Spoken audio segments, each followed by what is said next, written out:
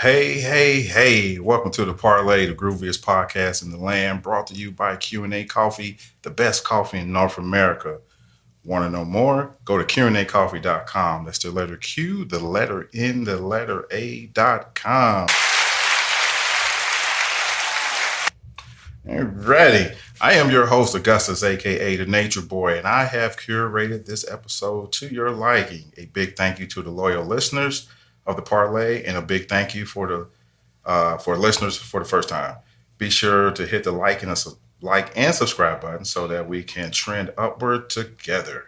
Alrighty, you guys know how this goes. Do me a favor, if you would please. Sit back with your favorite red wine or your favorite Merlot, whiskey, scotch, weefer, if that's your jam. Get you a joint, light it up. Let's get into it. How has everybody been? Miss you guys. This is episode 51 of the Parlay, and I have a guest by the name of Leah. How did we meet? We know several people in common. It's Cincinnati in general. Everyone has people in common. Am I A big too far away Mayberry? from this now? A big Mayberry, huh? Yeah, it is a big Mayberry. Yeah. I feel like I'm real quiet now. Let's see. Can you hear yourself? Can you hear? I can hear myself. There we go. Okay. Okay. I didn't know if all of a sudden I got quiet or farther away from the mic. Here, let me twist some buttons up. Let me act like I know what I'm doing. Yeah, Cincinnati's like a big Mayberry. Oh yeah. There's no 6 degrees of separation. It's more like 2. Yes, this is true. Yeah. But nonetheless, we've known each other for quite some time, and we ran into one another in functions, and the beauty of social media. Some people call it stalking. I call it investigating. My kids call it stalking. Oh my God. You need to leave. Even before Facebook, back when it was MySpace. Yes. So I would investigate my kids' friends because they're online, they're children. Yeah. And so I would go searching for these people and find out all kinds of stuff about them. My kids were like, "You are such a," what do they call me, a creeper. No, that's good I'm a parenting. concerned parent. Yeah, that's good parenting. I said, I'm going to do that for the rest of your life. So get used to it. I'm the creepy mom. I'll be that way. Yeah. No, that's good parenting. You need to know who your kids are, surrounding themselves with. So, especially if they call themselves, "Hey, can such and such come over?" "Oh, mom, like, doesn't he kill cats?" Yeah. No. No, so no, don't. Yeah, it's a shame because, a lot of parents, they would have taken that statement from their kid and would have backed off and just, I'm not the back off type of person. I hear you. Yeah, that I do know. Yeah. That I do But just know. when you were talking about social media, how it brings people together as well. And that's absolutely true because I couldn't tell you how many friends just accidentally that I never would have met in life through Facebook, through different groups and things like that. Yeah. So that's one of the beauties of the internet. As much as we hear all the, the negative aspects of the internet, there are positives to it as well. Yeah, absolutely. Yeah, I definitely center on a positive because you can, in a lot of ways, expand your tribe. Some of these people you probably never meet, but you're connecting on whether it's yoga, working out, cooking, whatever that is, parenting. Exactly. Yeah. So, ladies and gentlemen, this is the Parlay, episode 51, with special guest, Leah. So, introducing Leah. Man, why was this loud? Applause too. Yeah, absolutely. You're a guest. You're a guest of the Parlay. Yeah, people want to hear what you have to I have say. a whole crew out there clapping for me. Mm-hmm.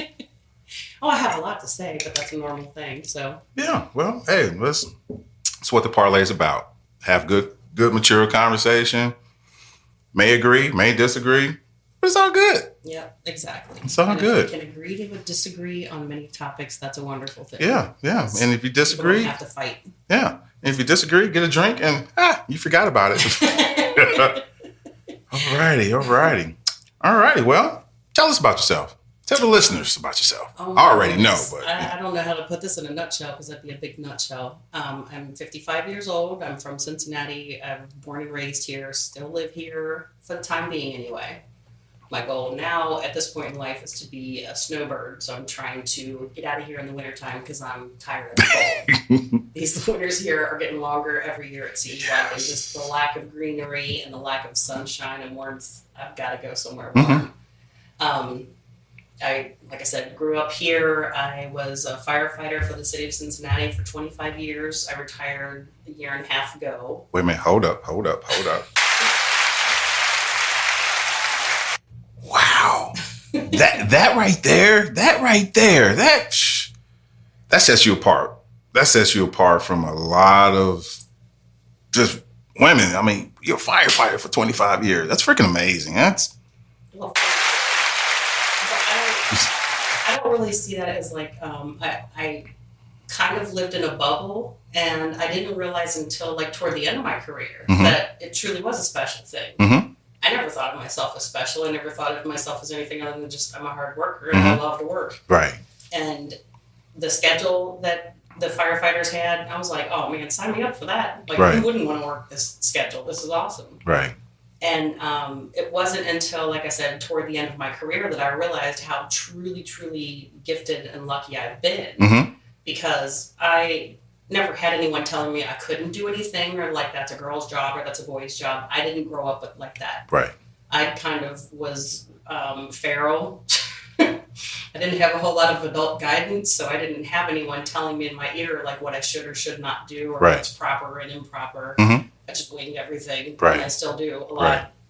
But it wasn't till, like I said, later in my career when we started getting more females on the department, and I really started to pay attention to like, oh, when I'm, every now and then I would drive the fire truck or drive the ambulance, and we'd stop at a stoplight or be at the grocery store, and little girls' faces would just like light up and go, oh my God, mommy, look, a fire lady. And I'm just like, you can do this too. Like, you don't have to be some big, a lot of early in my career and throughout my career, I heard a lot of people say, well, you don't look like a firefighter. I'm like, what exactly am I supposed to look like? Right. And I went to my first female firefighter convention and looked around and was like, oh, okay, now I see what they're talking about. Right. Because a lot of women back then, this was back in 97 when I first got hired. Right. A lot of the women were bigger, bulkier women, strong, very physical looking women. Yeah. And I'm not that. I'm not tall. I'm not muscle bound. Some people say that. I'm not. I'm just vascular, but I don't have big muscles. I'm not. Hey, great muscle tone. Yeah, but like people they're not used to seeing that around here. Right. And they go, oh my God, you're so buff. No, right. Not really, but just like I have a lot of veins. But physically, my stature is not big. And so when I first got in the department, people were like, okay, what are you going to do? I got that look a lot like, you can't do anything here. Right.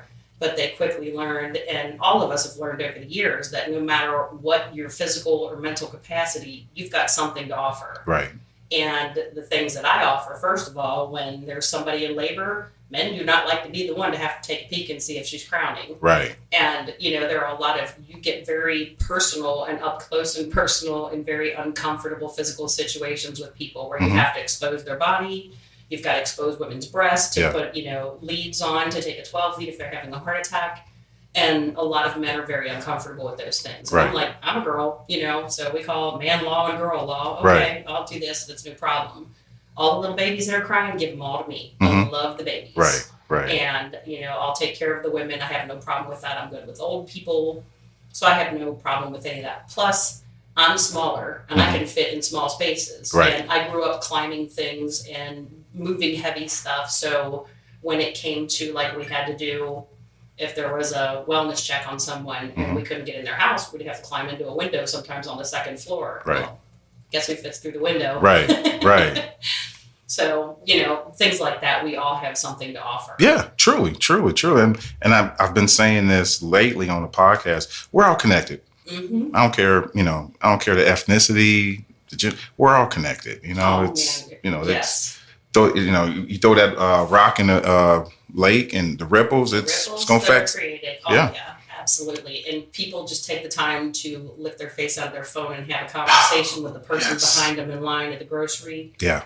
I drive my kids crazy and always have because I talk to everyone everywhere I go. I love to hear people's stories. Yeah. And it doesn't matter if it's the homeless guy sitting under the bridge or the billionaire or anyone in between. Yeah. Everyone's got a story to tell. Mm-hmm. When I was, like I said, I drive my kids crazy their whole life. Every time we'd go somewhere, they'd go, "Oh my God, here she goes again. She's talking to somebody. We're never going to leave." But you know what's going to happen as they get older. They're going to emulate what they saw you just talking to people. Well, I hope they do. And I've explained to them a million times also, like, I would never have had the interesting life that I've had had I not spoken to people. Yeah. This is how you meet people. This is how you learn things. This is how you have experiences and learn about other cultures and other people and expand your mind outside the little bubble of Cincinnati. Right, yeah. When you grow up here and this is all you're exposed to, you think that's all there is. I grew up thinking, because I'm a product of Cincinnati Public Schools. All the recreation centers and all the things that Cincinnati in public has to offer, I'm a product of. Right. And when we were growing up, I just remember thinking, like, Cincinnati this is my world. Yeah. This is all there is. Yeah. And you'd see the news and see faraway places, but like that's a whole other universe to me. Right. And the first day of school after summer break, everybody has to go back to school and write that paper. What I did on my summer vacation. I grew up thinking rich people went to the ocean because the only place we ever went to, my grandparents were all farmers. So my mom's family was from out in Harrison way before there were any houses built out there. It was nothing but farmland. Right. And my dad's family is from out in New Richmond, out in Moscow, out past New Richmond. All farmland out there as well. So that was all I knew. We went out on the river a lot. We always had like boats, but our boats were like rich people boats. We had just like a little putter thing. We camped in tents all the time, and we went to Cumberland Lake. Yeah. That was all we ever did for summer vacation. Right. And I was always at one of the farms. Every weekend and all summer long, we're at one of the farms. Right. And I was always so jealous. We'd go back that first day of school and everybody would write about, we went to Myrtle Beach, we went to Virginia Beach, we went to California and Florida. And I'm just like, what it must be like to be rich. Right. And go to the ocean. Right. And I didn't see the ocean for the first time until I was 30 years old. Right. I absolutely did it the right way. It was my second year on the fire department. And I took a poll of all the guys at work and said, hey, if you're going to see the ocean for the first time, where would you say I should go? And everybody's giving me places in Florida or California. One of my classmates told me, don't listen to any of them, go straight to St. Croix. His wife is from St. Croix. Okay. And I'm so glad I listened to him. Really? Wow. And so we flew, one of the other female firefighters worked for an airline at the time and gave me 2 buddy passes. So me and another girlfriend of mine flew on standby to St. Croix. Right. And when we got there at night, it was pitch black. And I'm like, I could be the only person in the world that flies to St. Croix in the middle of the ocean and I can't see any water because it's so dark. Right. But we woke up the next morning and it was just, it was stunning. It was so beautiful. And the water was so clear. I still have a hard time like wrapping my mind around how deep is this water? Yeah. It's so clear you can see forever and you can't tell how deep it is. Right. I didn't know if it was 6 inches or 30 feet. Right. But it was, man. Well, I tell you what not to do. Don't get in a submersible and try to find out. Oh gosh. Oh God, yes. I couldn't help it. I'm Too sorry. soon, I know. But yeah, that opening was perfect. Good segue. I could help it. Yeah, but no, and I grew up around water. I grew up being in water. I could swim before I could walk. I love swimming. Water is like my peaceful place everywhere. But one thing I've found over traveling since I've gone to the ocean, numerous times since then, is that I am not comfortable being like out in the ocean. No, not like in a boat or to go scuba diving. No, I'm good. I need my feet to touch the sand. And I need to be able to, like, if I see a shark out there, I better be able to run in, into the beach. Much like you, first time I didn't see the ocean until, me and my wife, we got married. I was 26, and I was just like, wow, just blown away. And every time, just. And where did you go? Where did we go to Orlando? We went somewhere in Florida. Some resort town in Florida that I didn't know. And I was just like, wow. And every time since then, I'm just mesmerized. But like you said, I'm not going in the deep. I like to think I'm capable of going on a cruise. I don't know. I mean, because if it goes down. The cruise is different though. I've been on one cruise. And it is totally different. So being on a cruise is different than like being out like on a fishing boat or something like that, because you truly do feel like you're on land, because it's such a massive vessel. Okay. So you don't get the feeling of like, I'm stuck out here in the middle of nowhere. Okay. You know, it's go on a cruise. Okay. I've only been on one and I had an absolute ball, but it wasn't a normal cruise. Yeah. Me and my girlfriend had gone on, we went on the Zumba cruise, and we were both Zumba instructors. And everybody that I know that goes Zumba, the exercise. Yes. Gotcha. So I started teaching fitness classes when I was 15 years old. Mm-hmm. Back when Spa Lady was still around. Wow. Because I remember Spa Lady. Yeah, Wait a minute, that was exclusively for women. It was all women, yes. And I started teaching aerobics there when I was 15 years old. Now, I started dancing in kindergarten. So I've always been just physical in general. I don't sit still, and I'm always moving around. Right. And thank God my parents picked up on that from probably the time I could breathe. Because I've never gone to a normal school. I never went to a regular, like, neighborhood school. Right. I went to French bilingual school, then I went to performing arts. Nice. And then I went to Cape. And the French bilingual. In Clifton? No, this was back in the 70s. Okay. Yeah, it would have been the 70s. It was Quebec Heights. Okay. Which is over on the west side of town. Quebec Heights? Quebec Heights. Wow. Yeah, but at that time, it was a French bilingual school. So I learned things in French and English at the same time. Nice. And I had read somewhere in my lifetime since then that no matter how many languages you speak, you think the thoughts in your head in your native language. Yeah. But I think I learned some things so early on, I still think them in French and translate them into English in my head. So I taught myself Spanish because of that. Because French and Spanish are very similar. Yeah. So actually, to me, Spanish is easier. So are you fluent in Spanish? No, just because like if I were immersed somewhere, it wouldn't be a problem at all. Gotcha. But I'm so rusty on both of them right now. I get them tangled in my brain a lot. So because like when I've been married and divorced twice. My second ex-husband, we have a herd of children.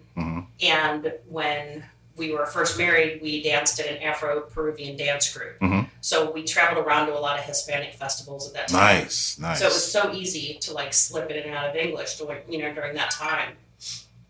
But I've found myself since then, I'm not around as many Spanish-speaking people all the time, so my Spanish has gotten rusty. Right. So it's just kind of like riding a bike. The more you're around it, the easier it Yeah, gets. truly, It's kind yeah. of like, oh, there it is. Okay.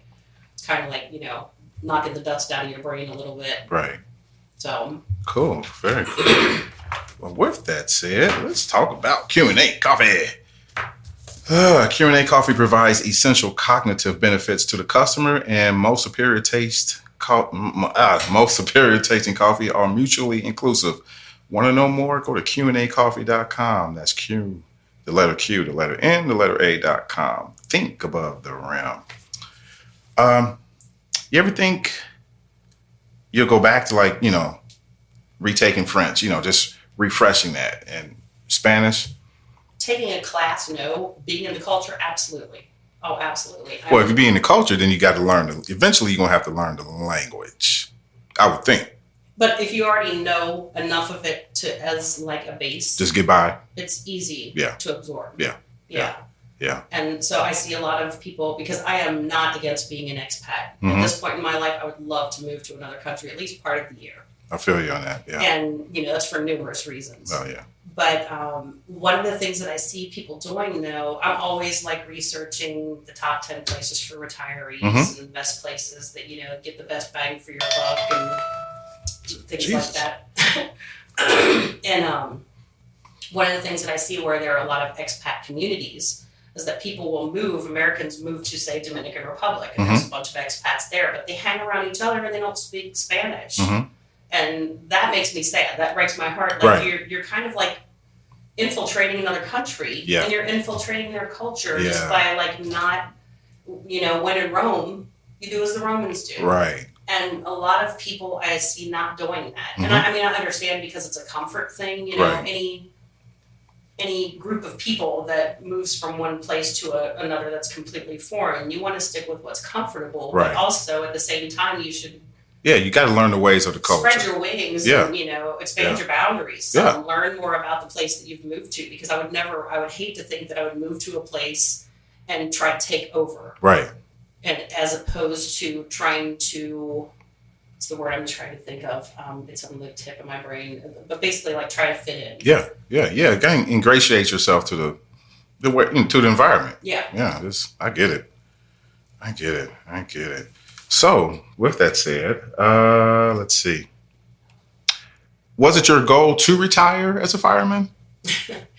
or more? No, matter of fact, I recant that.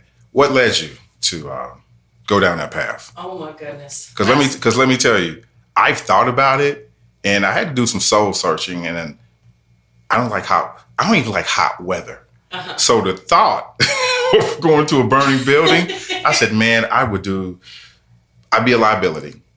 I'll drive the truck, but then I found out, you got to be on the force for 5 years. I'm like, well, damn. I'm like, well, I guess I'm out. Yeah. So that's a long story. My life has been just a series of happy accidents, one after another after another.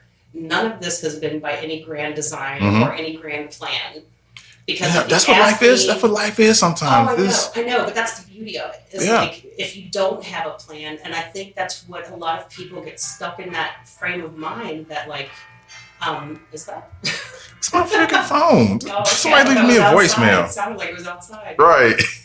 But like, if you had asked me when I was in high school what I thought my life would be like, it would be nothing like it's turned out. Right. Not any shade of this whatsoever. But it's because of the fact when I was like in 5th or 6th grade, I think they tested us. They gave us all the public school testing stuff that they gave you. And I always scored really, really high in math and science. I loved math. I still do. I'm such a math nerd. And back at that time, girls weren't good at math because there would come a point like 4th and 5th grade. Girls were always good at math, at least in my school. And this was a study that I remember reading a long time ago. They said that up until 4th or 5th grade, that girls and boys were typically neck and neck equally good at like math and science versus like the arts and literature. And around 4th or 5th grade was when it started to branch off that boys got better at math and science and girls got better at literature and arts. And it wasn't because of the fact that like we have a natural knack for it and they don't. It was more societal standards that people started to pressure them that this is what girls do and this is what boys do. This is the proper way to act. Right. So think about like the time in the 70s and 80s when people were starting to realize like their sexuality and also like, okay, standard norms that society has said girls can only do this and boys can only do that. I think that was kind of like the perfect storm, at least in my life, where people were like, hey, girls can do that too. Right. And I don't ever remember in my brain or at any point in my life ever thinking that like girls should do this or can't do that or boys should do this or can't do that. Right. That thought is totally foreign to me. I'm just always like, well, whatever sounds like fun, I'll try that. You know? Right. I know I'm naturally good at math.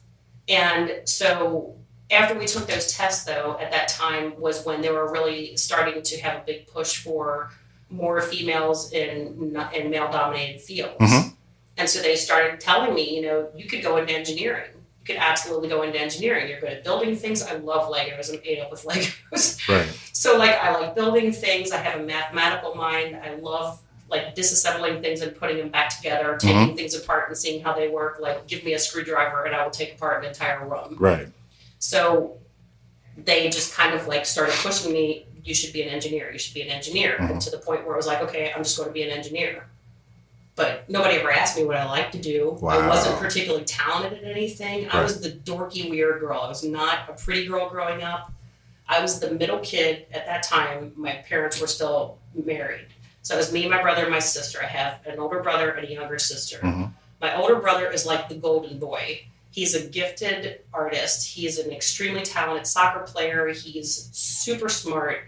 Everything that he does, like, just is golden. Right. And he's just a natural athlete, naturally smart, a good person, great personality. So everybody would always like, oh, here's Heath, and he's this and he's that. And right. people make it over him. And then my sister below me, Angie, has this beautiful auburn hair and her eyes are the same color. She's very distinctive looking. It has like this porcelain skin and people would go, oh my God, she's so beautiful. Look at her hair, look at her eyes. And then they go, and here's Leah, she's the smart one. And that was like such a backhanded compliment because I was such a dorky kid. I got glasses in kindergarten and they were hideous. My mom cut my hair, and I looked like a Chinese boy. They used to tease me mercilessly. Wow. Hey, chick. And I'm like, okay, this is way before the days of being, politically correct, but still just the fact that, like, okay, I know I'm yellow, I'm high yellow, but, like, wow, why gotta be so mean? Wow. But I wasn't a pretty girl. So people didn't make over me because of being talented in anything, because I was awkward, I was goofy. Well, sound like society hasn't changed much. No, not at all. I think it's the pendulum swung, one way, and now it's swung back again. Yeah. But I just remember so badly wanting to, like, God, I want to be the pretty girl. I want to be the one that somebody makes over because I'm pretty. And I always hated that, oh, she's the smart one. Like, oh, she's the letdown. She's the consolation prize. Mm-hmm. But in hindsight, I am so glad I was not the pretty girl growing up, because I didn't have that crutch. Right. People didn't treat me special because I was cute or pretty, or they thought they could get anything from me. So I was always just the loud, weird kid. I've never had a filter. Right. I'm still just as dorky as I ever was when I was little. I'm not good at, like. So did that create a stigma with, your sister, and like you said, and you like this, she's a smart kid? Because you're a beautiful, you're a beautiful woman. Well, thank you. I appreciate that. So, and you've been married twice, so not everybody thinks you're just smart. No. But what I found out is there's another side to that coin. Mm-hmm. I know both sides of it, and I can usually pick up pretty well which side of the coin someone is approaching me from. Right. Because and as much as we try to not be vain and try to not be judgmental, we all are in our own ways. Yeah. And we can try not to be, but literally just walking past someone on the street based on how they look at you. If they look back at you and smile, you make a judgment just that quickly. Yeah. Because, I walked past them and said hello and they didn't speak. Yeah. Oh, well, why they gotta be so nasty, Right. So we all make millions of judgments like that all the time in our head. But I remember so vividly the first time somebody treated me differently because they thought I was cute. Mm-hmm. And I was so confused at first because I remember this boy talking to me. It was when I first got contacts and I started working. I had my own job and my own money, and I had gone to an actual salon for the first time in my life and got my hair feathered, of all things. That tells you the time frame. You know what? That feather. Yeah. I hope that comes back. So I feathered my hair, and I now had contacts, right? And I was wearing some I'm not a fashionable girl at all. I will be the first to admit. Whatever works for me, I will stick with that. I stick with what I know. Right. So I don't know. I don't even remember what I was wearing, but I just remember I had gotten my hair feathered and got contacts. And I was at the mall, and some boy, who was a friend of a friend, was talking to me. And just the way that he was talking to me, I was like, am I on candid camera? Like, why is this dude being so extra, extra nice to me? I don't get this. I'm so confused. And then all of a sudden, it hit me like a door. Oh, my God. He thinks I'm pretty. And I was like, oh, this is like a new toy now. Oh, yeah, I'm going to take this and work with it. And it is a shiny new toy, but it's kind of an ugly power to have. Because when you realize that someone's treating you nicely only because they think you're attractive, and they're trying to get with you or whatever their motive is, they don't expect you to have a brain. They don't expect you to have thoughts on anything. They don't expect you to be a loudmouth like I am. Right. And I've been that way from day one. So that part of me has never changed. And I'm like, God, why is she so loud? Right. Well, I'm always loud. My dad's severely hearing impaired. That's my nature because of my upbringing with my dad. Plus, even if my dad wasn't mostly deaf, I'd probably still be a loudmouth. Right. But I even at this age, I realized that okay, people do treat, and my one son actually had given it a name recently, and I had never heard the term, and I'm like, that's exactly it. Pretty privilege. Yeah. And it is absolutely exactly what correct. it is. Yeah. And I've seen it just so blatantly countless times in my life. Directed toward me, directed toward other people. Yeah. And it's a fun thing at first, but after a while, I've known since this whole thing first started, oh, this is temporary.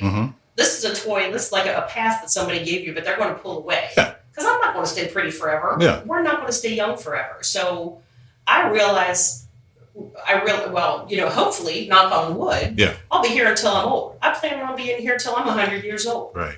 I am not going to look like in my 80s how I looked in my 20s or 30s or 40s. Right. And now I'm halfway through my 50s. I realize I peaked 30 years ago. So I'm appreciative and I'm thankful that I still am holding for, decently for my age. Mm-hmm. But I'm also realistic about aging. My dad's 83. Mm-hmm. He's 10 years older than my stepmom.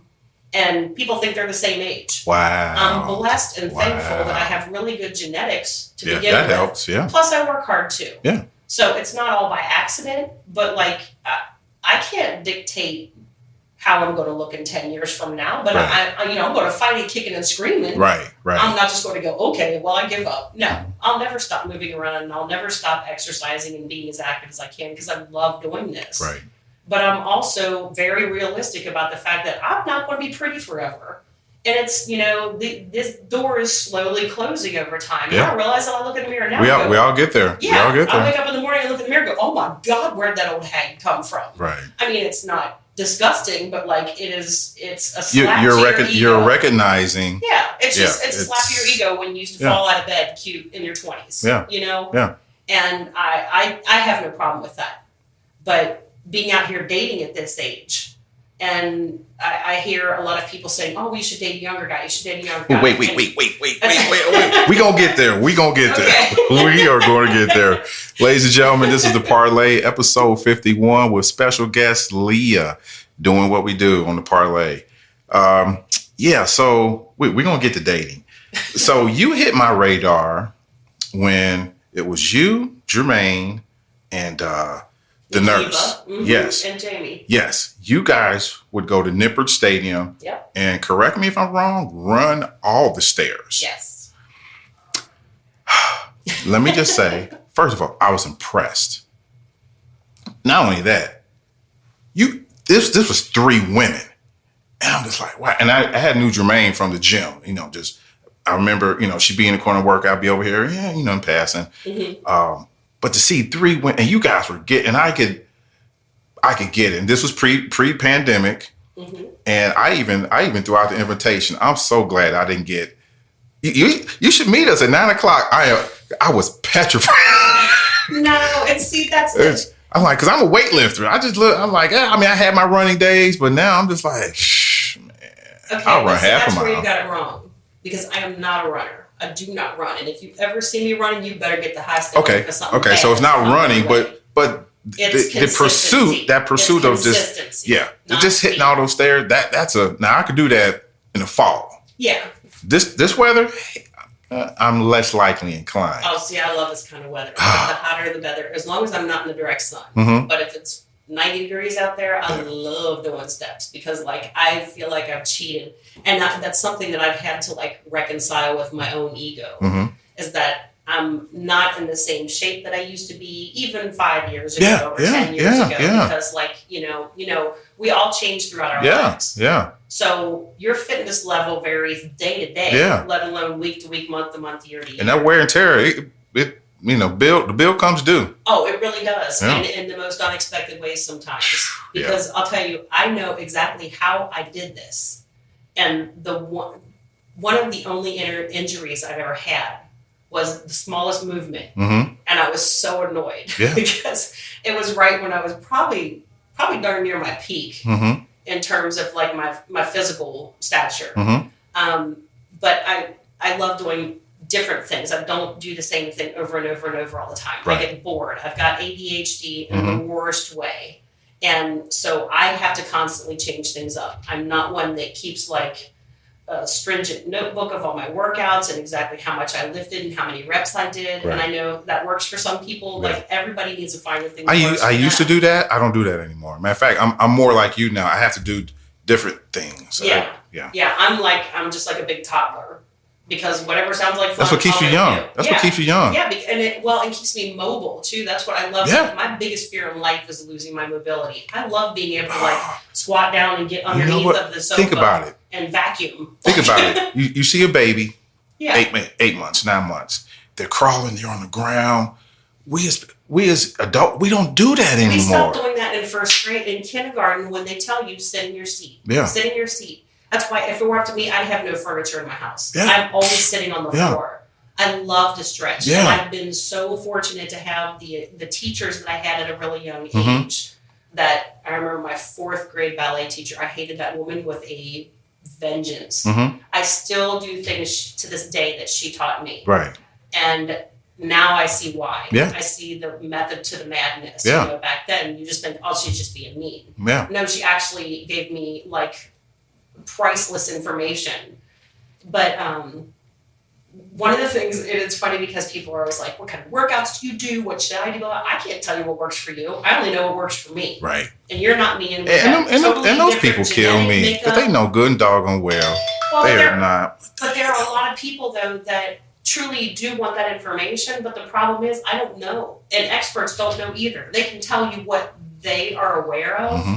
But there's no perfect formula to say what works for you. Right. Because your genetic makeup is unique to Mm-hmm. you. Yeah. Your DNA is unique to you. So you might be built and look just like someone else and do an identical workout to them and have totally different results. Everybody's body's different. Yeah. So like until people start to realize like that they have to start reading their own body and figuring out their own mechanics. Exactly. Nobody's going to be able to tell you what to do. Yeah. They can give you the best suggestion. Yeah. They can give you what the research says, but still not a guarantee that it's going to work for you specifically. Right. And that's with workouts, with diets, with lifestyles, all kinds of stuff. Now, with that said, what is your opinion? And this is interesting. Wow, because I didn't see this coming. It's summer. In the climate that we are in right now, there are a lot of unhealthy people walking around. But you can't tell them they sexy. And they still wearing everything. They ain't leaving nothing to the imagination. I'm just like, Lord Jesus, child. I mean, I get, having a, high opinion of yourself. I get that, but you still have to address. I mean, if you got a whole bunch of blubber coming over, I don't care if it's man or woman. If you got a whole bunch of blubber, everybody leave me voicemails. If you got a whole bunch of blubber just hanging over your midline, for everybody to see, and you just don't care. Yeah, you can think you're sexy all you want, but the blubber's still an issue. And if you don't address that, the bill's going to come due down the road in the form of, I don't know, diabetes, heart problems, So you're opening up an entire can of worms and a whole other discussion. I'm the troublemaker. But also it branches off into 2 different discussions in my mind. Because I go from one side of my brain goes to the aesthetics of it, and the other side of my brain goes to the fitness and the longevity and health part of it. Right. The aesthetics, and that's such an individual thing because and even now, like I find myself, I've had people, I like to wear my short skirts. I work hard for my legs and I'm proud of them. Hell yeah. So I'm going to show them off while they still work. Yes. But there are some people who, oh my God, why you always have to show out? You know what? Wow. But it's the same way. And I view it across a broad spectrum, not just like if you've got it, flaunt it. If you're comfortable with yourself, because that is I think that's the linchpin that a lot of people are trying to get past, because even we are in our own mind. Each individual person, we are our own worst enemy. And I know I am absolutely guilty of this. I realize I've been the biggest hypocrite my whole life because I tell other people I'm always cheering people on and telling them all the good things about themselves. And I don't care what a sad sack you are. I'm going to find something positive about you, and I'm going to harp on that specific thing until you start to see it in yourself. Right. And I've done that my whole life. I've been the ugliest person in my own brain to myself saying, okay, I'm at the gym and I'm working hard and I'm working hard and I'm working hard, but I never, ever in my mind the vision of perfection that I thought I should be. And it took me until over 50 years old to finally realize I'm an absolute hypocrite. Because I've been telling people all these things to do, and I've never followed my own advice in doing that. Right. So I celebrate anyone. I don't care what size you are, how you look, what your color is, your ethnicity. Do what makes you feel beautiful. Do what makes you feel handsome, and what makes you feel good. When you look in the mirror, you have to be your big cheerleader. Right. You have to be your number one cheerleader, because other people aren't going to do that all the time. Yeah.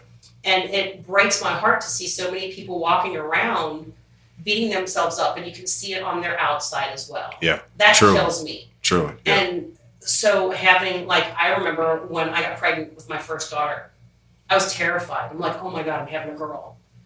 First of all, I don't know how to deal with girls. I'm not a girly girl. I don't do the pigtails and the, princess castles and all this stuff. I play with Legos and, like, I tear apart Matchbox cars. Right. And I just remember thinking, like, oh my God, the biggest concern that I had about having a daughter was, like, how do you raise a girl to not look at everything around them, all the things that are just pushed on you on a daily basis about how you're supposed to look, Right. how skinny you're supposed to be, how curvy you're supposed to be. It is terrifying to realize, like, oh my God, I have this little human now that I'm responsible for. And how do I not let these outside things affect how they feel about themselves? Right. And everybody falls prey to that. Yeah. And it doesn't matter where you live in the world, what culture, color, anything you are.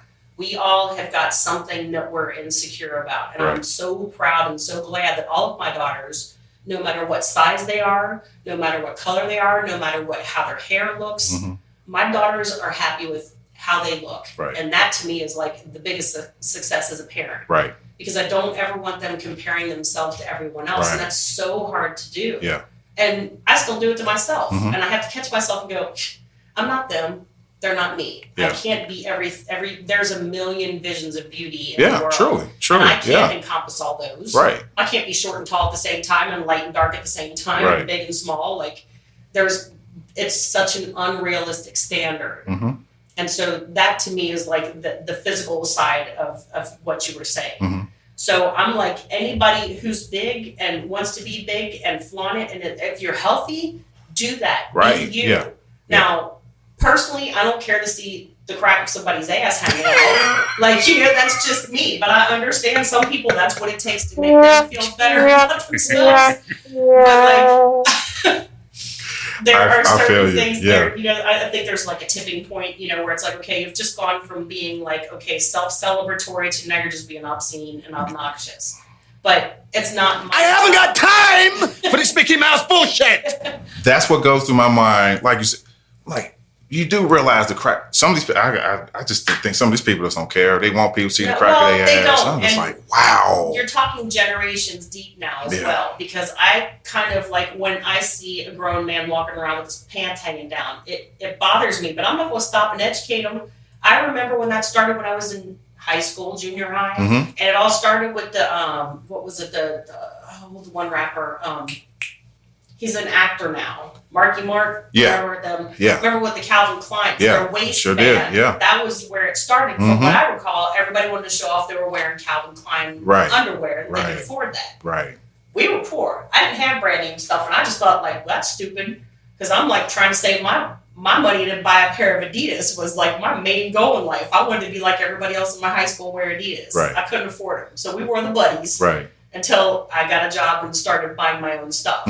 But even then, like, I didn't just go trying to show out. I just, like, I wanted those Adidas so bad. Yeah. So I bought them for myself, and I'm like, oh, these are all right, but they're not as comfortable as my old shoes. So name brand to me doesn't really doesn't match up. Yeah. But so over the years, though, you saw those pants getting lower and lower and lower. And the reason they got lower and lower and lower, to me, it was just like, okay, well, this is silly. Now it's just ridiculous. Like, it's just, got grown men walking around, their whole underwear hanging out. It's I'm a damn like, shame. It's and the background of it, when you go back to, like, the prison, where this originated in the prisons, that this was showing your availability to be somebody's girlfriend and all this stuff. I'm just like, pull your pants up. I don't want to see your underwear. Yeah. I don't care if male or female, but, like, if, like I said, also the other side of my brain is like, hey, if you got to flaunt it, if it makes you feel good about yourself, do that. And if I personally don't care for it, all I have to do is turn my head and avert my gaze. Right. Yeah. But that being said, I also understand, like, corporate America. So in terms of, like, getting tattoos, I don't mind tattoos at all. Yeah. But do not come in with a face full of tattoos and thinking that corporate America is going to go, yeah, we're going to hire you on. Yeah. So we can look past that. Yeah. No. And they won't. And it's not right and it's not fair. Yeah. But sometimes that's just the way of the world. But Well, like I said, he who owns the gold makes the rules. Exactly. And that will never be a fair argument or a fair judgment. Right. But so in terms of the health aspect of it, that's a sticky conversation to have with a lot of people because, like I said, all of our DNA is unique. Mm-hmm. So I know like high cholesterol runs in my family. I have high cholesterol, Mm-hmm. but it's the good cholesterol that's high. Right. And I was finally told by one doctor who didn't want to put me on cholesterol medications because I had high total cholesterol. Mm-hmm. He said, "You've got like a gold mine in DNA in your genetics." He said, because people cannot buy that. There's not a medication that can cause that. Mm-hmm. If you have high good cholesterol, it's a genetic trait. Right. You can't eat your way into that. You can't buy your way into that. You can't medicate your way into that. Right. So I'm very, very thankful for that. Mm-hmm. So I might look the same on the outside as somebody, and they might do the same workout as I do and eat the same as I do and do everything identical to what I do, but our insides and our DNA, I could be building up plaque in my arteries and they're not. Yeah. And it's kind of like, it's hard to make a judgment call on the outside. Right. My thing is, I just want people to maintain their health and be healthy, mentally and physically. Truly, because the mental part affects your Yeah. physical so much Yes. more than people understand and give Yes. credence to. Yeah. So that to me is like, that's my goal in life now, is to keep my head clear and keep my heart happy. Yeah. Yeah. Because those are the things that, if your blubber's hanging out over your pants, do you, boo-boo. Right.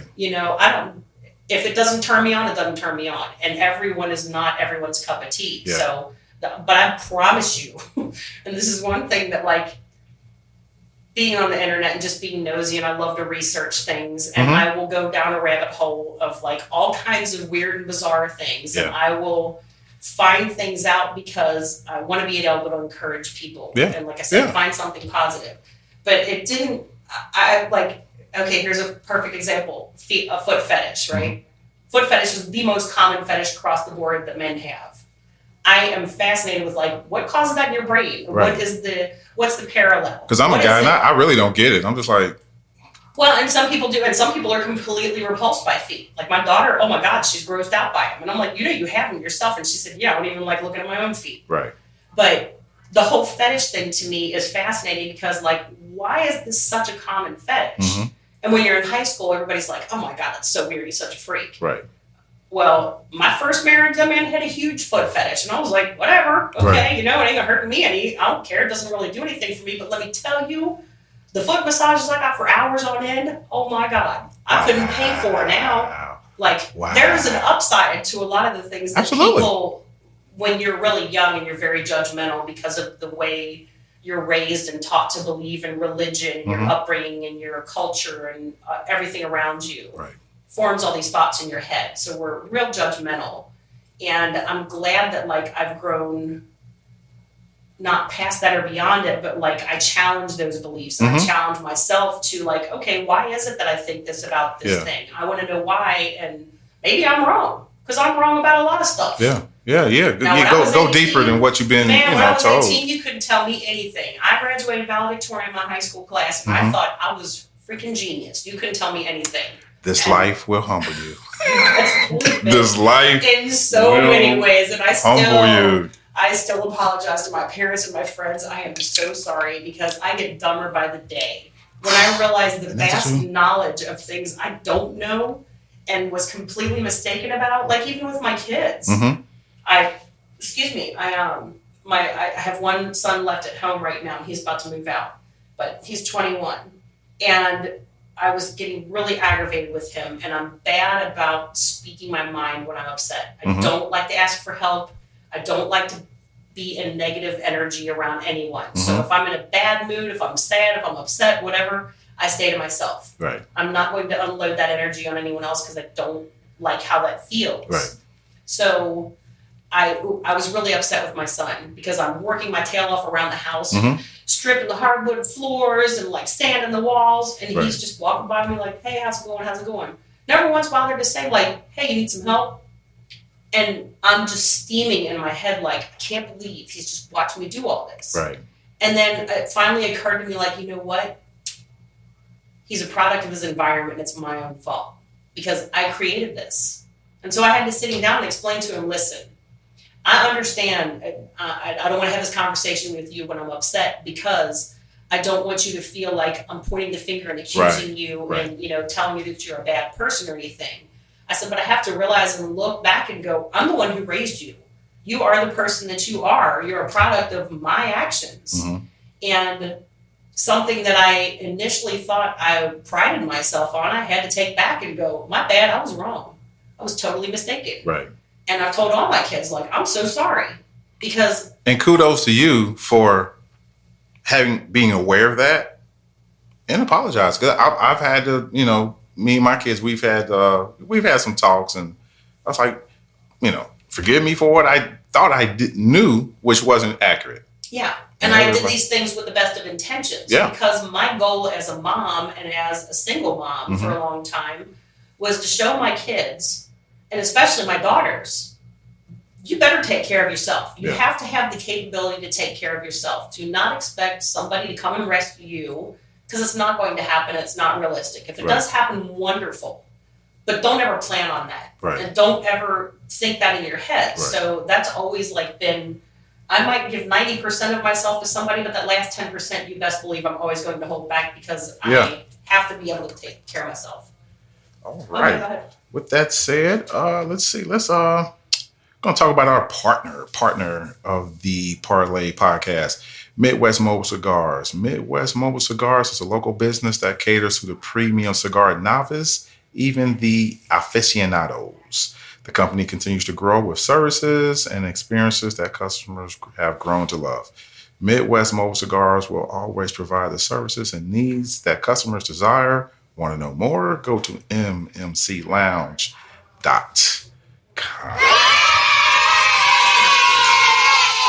I didn't mean to hit that button, but the podcast has a mind of its own sometimes. You got a lot of buttons on Yeah. I'm enjoying this. Hope you are too. Let's see. Dating? Dare we go down that road? Sure. You want to go first? You want me to go first? You go first. Okay. Wow.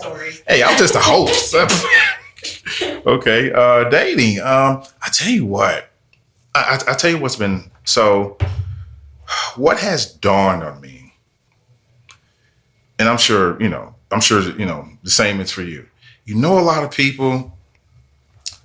Me, a lot of these guys, I don't even know their age. And I'm just now starting to, get the ages of these guys. And I'm like, wow, I'm kind of like, and I'm the only child. So this is, really trippy for me. I'm almost like the big brother. What they're going through, I've already been through. And I can speak on, oh man, me and such ain't together. And I thought she was the one. And now I can, tell them like, it's going to be okay, bro. Just learn from it. She came into your life for a reason. Hopefully, you made her better. Hopefully you guys made each other better. Just not everybody's built for the long run, and just keep moving forward. It's going to be okay. But these guys are like, oh my gosh, just, and I remember, and I'm looking at them and I'm like, I remember when I was there.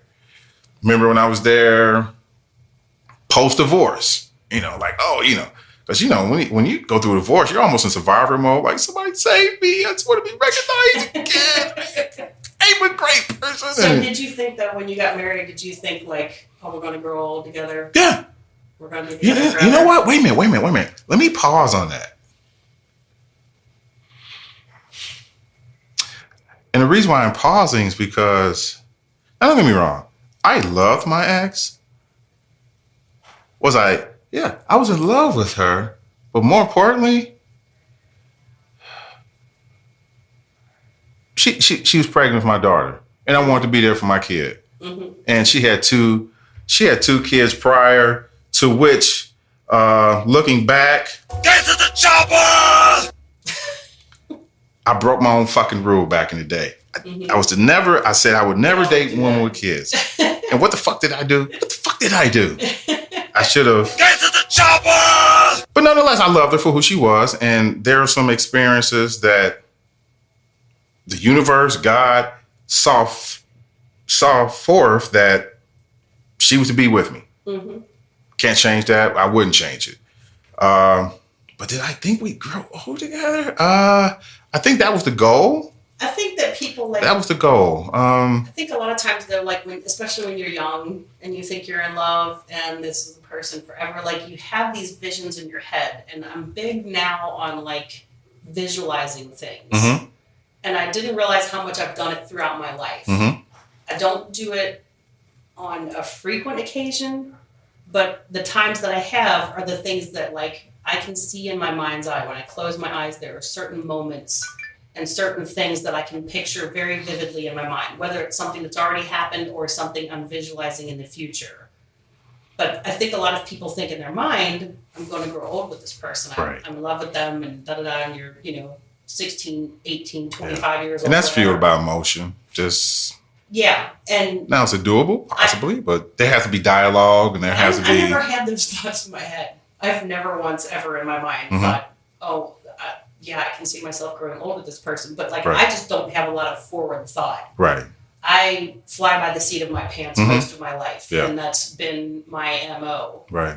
And it hasn't obviously. Well, hey, it's got you this far, so hey. Yeah, I mean, it's got its pros and its cons. Yeah, but yeah. it's Everything not, has its pros and cons. It's not great for the long term, though. But like, it's.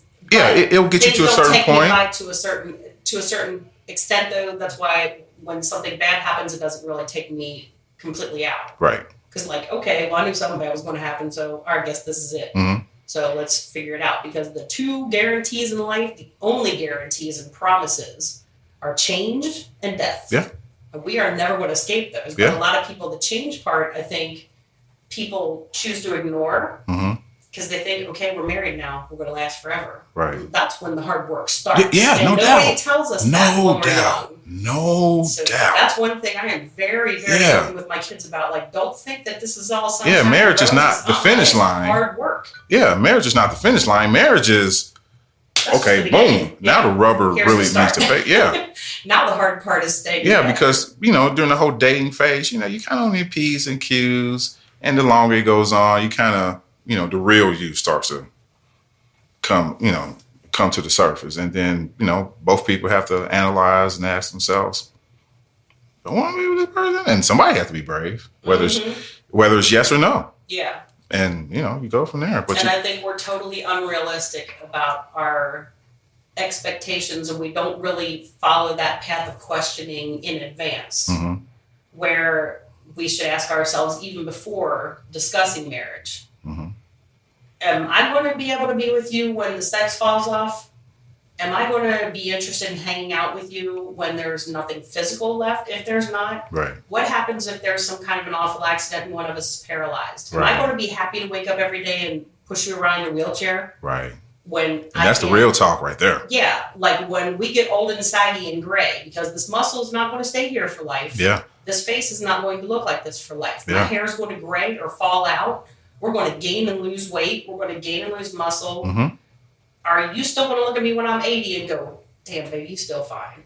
Yeah. And that's the discussion that I think a lot of people, we choose to ignore because it's like all the flashy lights in front of us Yeah. are wonderful. Yeah. And we deal with the immediate future. yeah, But then when things start to change and like, okay, all of a sudden now I've got a new hobby that you hate, and then you got a new friend that I can't stand, and then then the kids are getting in the way, and then you've got life, and then bills to pay, and all the other adult stuff, right, and then you just grow apart. And it's like, well, if you don't keep that line of communication open and be transparent and honest about Yeah.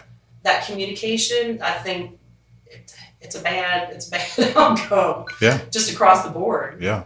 So that's why I'm just like, I try to be as painfully honest as I can. And you should because you're being authentic. You're like you're coming to the table, like Jay-Z said. You're playing spades with the cards face up. Mm-hmm. Like you can see my hand. Like I have no agenda. Yeah. What do you think about X, Y, and Z? Mm-hmm. And some things are negotiable. Mm-hmm. Like okay, There are and aren't. Yeah. Yeah. There are negotiables and non-negotiables, and there are also just all of the extraneous things that we don't even think about Yeah. until we encounter it and go, oh, damn, I didn't think about that. Yeah. So yeah, there's any I'm number. curious what makes you so curious. Yeah. Just There's any But number it all of things that we starts don't with- see coming. it all starts with just being real, Mm-hmm. sitting down, talking like you and I talking right now, and being allowing the other person to say no, or this is a deal breaker. Like, I won't deal with this shit. And that's cool to say too. But a lot of people, they think negotiations have to be nice and, I don't want to hurt your feelings. Sometimes you gotta have that standard. You gotta have that boundary. Like, I'm not willing to go past that. Do you realize though, and this is something that's occurred to me a while ago, that how early in our lives we start lying to each other in order to supposedly protect the other person and not bruise their ego or hurt their feelings. Mm-hmm. We start that before we even start having sex. Yeah. We start that from the minute because we want that connection. Yeah. Like, I don't want to offend, we're not proficient in being real. Honest. And now because we weren't taught that. Yeah. But now take that farther down the road to, say, somebody who started dating in high school, right? Mm-hmm. Some boy and girl start dating in high school. And she tells him, he likes her. She tells him, I want you to be my boyfriend. Mm-hmm. And he wants to be, he wants her to be his girlfriend. And then maybe they lose their virginity to each other. And then they immediately, most people, I think, start lying right off the bat because they go, oh my God, how was it for you? And they're like, oh, it was great. And in their brain, they're going, oh, it was just okay, or it wasn't even great, like it wasn't even pleasurable, but I still want him to be my boyfriend, so I'm not going to tell him that this wasn't fun for me. Right. So I think that whole like downhill slope starts even before it gets started. Where I think it takes a lot of courage for people to be honest about like, okay, this should have been great, but like it sucked for me. What about you? Well, like what can we? But nobody, instead of opening up that door to say, hey, how can we make these things better? They just keep kicking that can down the road. Like, no, we'll talk about it later. And then they fall in love, and then they get married. And now here it is 20 years later, and neither one of them ever have like said to each other, like, I'm really unfulfilled with this. Yeah. But then there's not a good time because like all these years have passed and you're like, you've been lying to me all these years. Yeah. So it just creates like this whole other problem. Yeah. That I'm like. Because one person wasn't willing to be forthright. Neither one of them. Yeah. And maybe it was the guy. People just care. Yeah. Think about how many marriages are still like that today. People will die that way. They'll stay together and still stick to that whole story. Just because misery loves company. And when you get to that stage in life, especially in a marriage, it's hard to make that. Matter of fact, I was just watching a movie. The lady in the same scenario. Matter of fact, the line. Have you ever seen the movie Christine Vicky Barcelona? Mm-mm. It's on Prime. If you got Prime, check it out. It's sexy. It's grown folk. I'll definitely check that out. But it's sexy and it's sensual. Uh-huh. One of the lines, the woman says, "I love George. He's a great guy." Mm-hmm. But when I look at him, I'm looking at, she's thinking about some other dude. Mm-hmm. But she had a great life, and but basically, But that was her way of dealing with her fantasy. Yeah. Though. And that like opens up a whole other discussion about someone trying to be everything to someone else because nobody can. No. And that's nor were they meant to. No, and that's one of the things that like I explain. I try anyway to explain to people, anybody that I'm dating or talking to. Mm-hmm. I'm not a jealous person, and I cannot be with a jealous person. Right. Because I'm smart enough and realistic enough to realize there's a million versions of beauty in the world. Mm-hmm. I'm not all of them. So if you like tall, leggy blondes or short, round, dark women, I'm neither one of those. Right. But if you like me and you choose to be with me and, you stick it out long term with me, I have no problem with you looking at the tall, leggy blondes and the short, round, dark chicks. I don't care. Because whether men or women, matter of fact, and I think I did date a woman. And she's like, you're not supposed to be looking. I was like, okay, guys, look at nice cars. Doesn't mean he's lusting after the car. I don't care if you're a man or woman, no matter what it is, you are human and it is human nature. Matter of fact, if I'm with a woman, I would want her to look like, hey, look at other guys. I'm all right looking dude, but there's better looking guys. There's guys who can dress better than me. Guys, just look. There's so much beauty in this world. I know there is. And it's also in the eye of the beholder. Yeah. Because I am... Like I said, at this point in life, I realize I know I'm on the downhill slope. So like I peaked a long time ago. I don't think I'm ugly by any standards, but I know what I used to look like and what I'm capable of, and I know I'm not to that caliber. Mm-hmm. but I'm not going to beat myself up about it anymore. But you're still beautiful, so it doesn't matter if that's a yeah, 9. But the things that I see in myself now, that like I'm looking at my face and I'm like, oh my God, there's this sag here. Once again, going back to where you're your own worst critic. Exactly. Because it could be some guy. Because I have posted, like when I've been working on my RV and when we were working out together and posting the workout videos and stuff, I would hyper focus on the things about me that I hate. Mm-hmm. And I remember like posting a couple videos every now and then, and I'm like, I am mortified to even post this. I am saddened and ashamed that I look like this, but I know people are interested in this, so I'm going to post it anyway. Mm-hmm. And how many people completely like flip the script and were like, oh my God, you look amazing in that. And I'm like, what? Yeah. I feel like I look like old Hattie the Witch on there, and somebody thinks I look great like that. Are you kidding? Yeah. And so it's just, but it's not like a thing about being self-absorbed. To me, it's just eye-opening to realize that, like, again, I go back to, I've been a hypocrite all my life, because my friends that complain about their stretch marks, I'm like, Google stretch marks. There's a convention dedicated to that, and you are somebody's dream girl, because there's some man who loves stretch marks. Yeah, bullet wounds, likes, all that, stab wounds. Exactly. And, I'm not one of them. Like I said about the foot fetish thing, though, where I was going with that was I always thought, like, foot fetish. Okay, you think of foot fetish, men like pretty feet. Right. Oh, no. It's not just pretty feet. There are fetishes for corns. No, there are fetishes. Hold up. No, I kid you not. I swear to hell. God. Swear, I promise you. There are fetishes for stinky feet. There are fetishes for, what are they called? Bunions. There's a whole bunion fetish. There's a whole bunion fetish. So when you say somebody has a foot fetish, it's not just pretty feet. It's this whole other, there's a whole other spectrum of foot issues that people love and are attracted to. And I was like, whoa, that just blew my mind.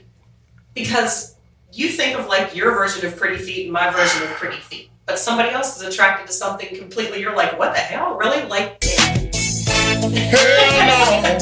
To the no. They like crusty heels. I'm still stuck on corns. Google it. I'm afraid to. There's a fetish for crusty feet. I promise you. So like the things that you find vulgar and repulsive, that is their jam. That is their absolute, it might be their toe jam. You know what? With that said, I am utterly convinced AI is taking us out. I thought it was going to be the zombie apocalypse. It's AI. Oh, wow. So, like I said, whatever you Jesus. think, whatever your insecurities are with yourself, there's somebody out there that thinks that that's like something totally amazing and beautiful. Corns. So we're, like I said, we complain, we compare ourselves to other people in our own mind, but we can't see what other people see in us. Leah, I don't know if I can get off corns. I really, oh my gosh. Oh, there's a whole other spectrum out there that you are, oh yeah. So, no, I'm not, that's a whole discussion for another day too. Wow. That's another broadcast. Corns. Yeah. So anyway, back to dating. I don't know if we can go back to dating because I'm stuck on corns. Get off the corns. I am stuck on corns. Okay, get some bleach and rub your eyes now. Think of something. I think I may have to get some Pepto-Bismol. How do you cleanse your mental palate? I may have to get some Pepto-Bismol to settle my stomach. Corns? Probably somebody listening to your podcast right now has a thing about something weird about feet, and it's not pretty feet. With that said, ladies and gentlemen, if you're out there, if you're one of those individuals that Leah just described, please email me at theparley@gmail.com and help me to understand. Expound on this fetish. Okay, so here's a question for you. Wow. What's the first thing, like when you see somebody that you're attracted to, what's one of the first things that you notice about them? Have you paid attention to that? Hair. Hair. Mm-hmm. What kind of hair? Just like, does their hair fit their frame? Does it accentuate? Does it accentuate them? Does it what's the word I'm looking for? Is it flattering to them? Does it enhance them? Okay. Yeah, because some hairstyle, you know, there's some women out there, they had that same hairstyle from middle school. Yeah. And there's some women that's like, wow, okay, that's like, bam, just for me, it's hair. And that's Really funny good. though the way that you phrase that, I appreciate, because some people focus on a specific kind of hair. Mm-hmm. And that's one of the things that's to me. I mean, it could be long, it could be short. It just depends on the individual and if But it see, fits. I It fits. appreciate that though, because you are more about their hairstyle flattering their appearance. Yeah. And that makes sense. Yeah. Some people have a very specific thing about like a certain type of hair. Mm-hmm. So that to me is a red flag when someone focuses too much on my hair. They say, "Oh, you have pretty hair," and I'm like, "Thank you." Mm-hmm. And they go, and then I say, "Well, what if it was short?" "Oh man, don't never cut your hair." Excuse me. First of all, Really? oh yeah, and that's a real common theme. There are certain things that I've picked up on over my lifetime, but especially being out here dating, Right. that people hyper focus on. Mm-hmm. And I'm like, okay, my hair does not make who I am. Right. It's not my value as a person. And Right. It makes nothing of my worth. Wow, that's deep. Yeah. Wow. But like those are the little things that I've picked up on that, when I was younger, I was flattered. "Oh, thank you. You didn't like my hair." Yeah. And I'm like, wait, what happened if I had cancer and it all fell out? Am I going to, now all of a sudden I'm going to be ugly to you? Right. Because they if I say, well, what if I decide to change it? Because we evolve over life. Everybody Yes. changes. Yeah. So I might Yeah. get tired of my hairstyle and go, I want to chop it all off. Yeah. Oh my God, don't ever cut your hair. What? You know what? It's interesting that you say that. I was at Ruby's, the old Ruby's, before I went to the new one, and that was just when I went to smoke a cigar, Mm-hmm. and I went to the bathroom, and there were 4 women. No, there were 5 women, and one had great hair. It was just bang, just I was like, "Hey, your hair looks nice." Went about my business. Wasn't trying to flirt or anything. Just giving her a compliment. Mm-hmm. They were leaving, and they, the smoking patio's outside, so they made it. They saw me. One lady said, "Thank you for that comment, because I'm really wrestling with the fact that I think it was short. It used to be long. It was short, Mm-hmm. and I'm just like, it looks great." And I'm coming from a place of total naivety. Is that the word? Yeah. Okay. And I'm like, "What's the issue?" Much to your point, she said, "My husband it was forbidden I cut my hair." Mm-hmm.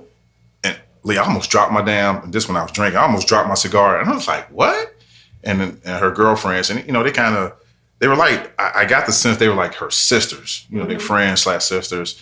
And she was like, "Yeah, she had short long hair. My husband would not let me cut my hair." I'm just like, wow, Yeah. seriously? Mm-hmm. And I was just, that was, let's see, pre-pandemic? Yeah, pre-pandemic. So not long ago, but I'm like, damn, you that fucking controlling that? Now I get it. You have a preference, but you forbid. Yeah. That's deep. That's some Yeah. psychopath shit, right? I've heard that from. Ladies and gentlemen, that's the last podcast, Yeah. episode 50, Psychopaths Among Us. Check that out. Man.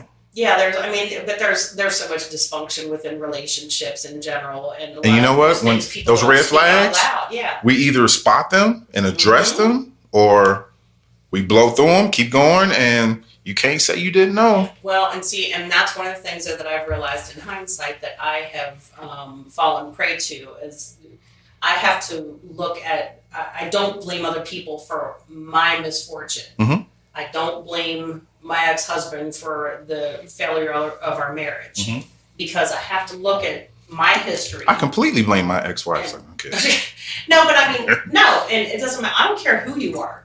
No one is 100% responsible Yeah, for the failure of yeah, a both parties- relationship, yeah, both- because yeah, both it people started played a off part. with both of you involved. Yeah. And it ended with both of you involved. Yeah. Now, whatever part you played into it, whether willingly or unknowingly, you still at some base level played into that as Mhm. well. Yeah, absolutely. And so I looked in the mirror and I'm like, okay, all these failed relationships and bad choices I've made, One kind of common the denominator. common denominator is me. So what is it about me that I'm doing? What are the decisions and the choices that I'm making that are contributing to this? Mhm. So, in terms of like my second marriage, I don't blame him 100%. I didn't know what was going on, but I knew in my gut something wasn't right, and yet Right. still I chose to stay. I could have easily said, you know what, I don't know what the problem is, but I'm out because I'm tired of questioning you and not getting answers. Right. It could have been that easy years ago, Mm-hmm. but I chose to play my part and stay, even though I knew truly in my gut something wasn't right. Yeah. And all those red flags, like you said, I just excused them away and believed that, okay, well, I'll just reason it away. And, that's not a big deal. Because at the end of the day, sometimes the heart wants what the heart wants. Yeah. But like finally you get to the point where it's like, okay, well, is it worth the sacrifice of my own self-worth? Yeah. And some days, and you know what, interestingly enough, some days that answer is yes. Oh, yeah. We'll sacrifice ourselves. Yeah. Yeah, absolutely. Yeah. But alrighty. Like I said, the things that if you pay close attention to the things that you find attractive in someone else, to me, that's really interesting. I like to hear what people, if you walked into a group, in a room full of men and women right now, what are the things that stick out to you about the people that you find most attractive? Right. And it's interesting to me that like the threads that people, and the things that people, I don't even think we realize until we start to really kind of pick our own brain. And like you said, that doesn't happen. We don't learn that. We don't learn that unless we talk to people. Yeah. Not looking at our phones. We can Google it, but there's just something organic about talking. Just, whether it's a friend, sometimes we find out new things about a friend. It's like, damn, I've known you for 30 years. Didn't know that. Or they didn't want to disclose. I've had since high school that I don't know squat about. And I still am like, I feel like such an idiot that I don't know these things about you, you know? But to the, like, going back to dating though, and like online dating, that's the thing I think that it's gotten so like. Don't do it. If you did. No, I've done it. I've done it for years. Oh, I did it. I tried it. 6 years now. And I'm just like, I'm over it. I'm Yeah. so over it. Yeah. And I thought, well, let me try this last one, this Bumble thing, because like I had heard good things about it. They said, well, the guys can't harass you because you have to be the one to speak to them.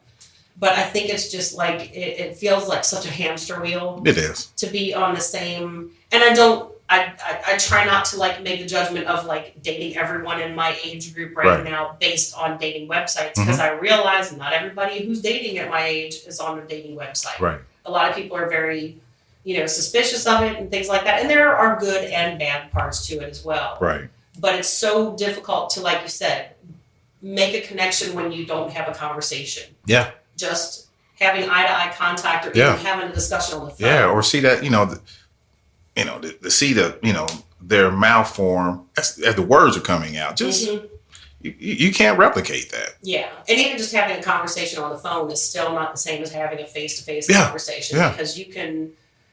People, it's just so easy to like ghost people, It's like, oh god, this conversation is the same. Well, I mean, because it's just the same conversations over and over again. It's like starting back at square one. Oh, what do you like to do? What do you do for a living? Where do you live? What do you like to do for fun? Where do you want to travel to? Blah, blah, blah. And it just feels like a script after a while. And I'm like, the numbers, the sheer volume of like, it's the same thing over and over and over again. Yeah. And I'm like, can we please just stop this? The first You know what? That's why you just let it come to you. That's why you just let it come to you. Yeah, but like focus on you. Yeah, I do. That's what I'm doing. Focus on you. Just let it come to you. Just like yeah, because all of the goofy stuff that you have to keep, like the whole process of going through online and trying to get to know everyone, it's just so tedious. Yeah, and after a while, it's exhausting. It's like, wow. Yeah, but then also you get to the point there where it's like, okay, well now I'm out in public. How do I not look like the weirdo that is like checking guys out and going, oh, he's handsome. Okay, I don't see where else handsome. Excuse me. Well, sir, you know what that is? Only 30. Oh, my bad. You know what that is? That's, oh man, how do I word this? That's being so used to doing everything behind the screen and not just engaging. Yeah, which is what we should be doing, which is really what's normal. What's not normal is using, trying to judge this person based on their profile. Based on one picture. Oh, he likes this. And it's... And I've found myself guilty of doing that. That's why I'm like, no, I need to get off these things because... But it's convenient. It's so convenient. Yeah, it is. Convenient. But it's easy to weed out some of the things, though, that you're like, okay, totally not my, if their first picture has them with a cigarette hanging out of their mouth, bye. Right. You don't date smokers. Right. So you gotta go. Right. So just things like that. Like I said, face tattoos, wearing a grill, wearing all, trying to dress like you're 18. Right. No, it's not cute. Yeah, they did you a favor. Yeah. They did you a favor. All right. Q&A Coffee provides essential cognitive benefits to the customer and the most superior tasting Coffee are mutually inclusive. Want to know more? Go to Q&A Coffee. Go to QACoffee.com. Think above the rim. And ladies and gentlemen, we are going to wrap it up. Leah, we didn't dive into half the stuff I wanted to, which means you got to come back. Be happy to. Okay. Except it'll have to be after 4 weeks from Sunday. Okay, that's fine. That's fine. The parlay will be around till the end of time, unless the FCC doesn't shut me down. But we'll see. We'll see. You're safe. Thank you so much for being a guest. My goodness, wow. I told you an hour is going to be nothing. We could do this 6 times and I'd still. Yeah, you are right. Oh. You are right. You are right. Ladies and gentlemen, thank you for listening to episode 51, special guest with Leah. If you would, please share the parlay with your network of friends, anyone you think may be interested, your doctor, your lawyer, your mailman, your side chick, your pimp, whomever. Big thank you to Q&A Coffee, the best sponsor in the world. Big shout out to our partner, Midwest Mobile Cigars. Once again, if you have any questions or comments to anything said during this podcast, be sure to email me at theparlay@gmail.com and we can talk about it. Thank you to my loyal listeners and followers. If this is your first time, thank you. Go back, listen to the other podcasts if you would, and we're going to wrap it up. So have fun. Thank you. I'm so happy for this. Going to end it right here, guys. As always, keep loving, keep laughing, be grateful. And be kind. And be kind, yes. And we are out.